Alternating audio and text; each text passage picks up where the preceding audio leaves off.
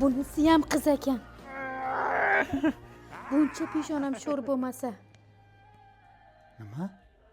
Meni kechiring. O'g'il bo'lish uchun qo'limdan kelgancha harakat qildim. Bunisini ham qiz bo'lishini bilganimda shuncha payt ko'tarib yurmagan bo'lardim. O'tgan safar ham qo'ldan kelgancha harakat qilyapman deb qoningdaligida o'g'il farzandimni nobud qilib yuruvding. Men qizlaringni olganda chiq mashinaga. Adasi, iltimos, kechiring. Men telab qilmadim-ku. O'g'il bo'lsa o'zimizga ham yaxshi bo'lardi-ku. Shunday qiz bilan hozir qayoqqa boraman? Kechiring, iltimos. Ko'p gapirmasdan oldimga tush. Tush mashinadan. Iltimos, adasi, sharmanda qilmang. Tush dedim men senga. Bu qanaqa joy? Nega bizni bu yerga olib keldingiz? Xo'p, ana u to'planib turgan odamlarni ko'ryapsanmi? Ko'ryapman. Ular shu klinikadan davo olamiz deb kelishgan. Ularning farzandlari yo'q. Bir necha 10 yildan beri farzand ko'rmayotganlari ham bor ichlarida. Men senga uylanishdan maqsad yarim yo'lda tashlab ketish emas. Xudo xolasa o'g'il farzandli ham bo'larmiz. Hozircha 3 ta bo'lsa ham shirindan shakar qizlarimiz bor-ku. Dadajon, biz sizni yaxshi ko'ramiz.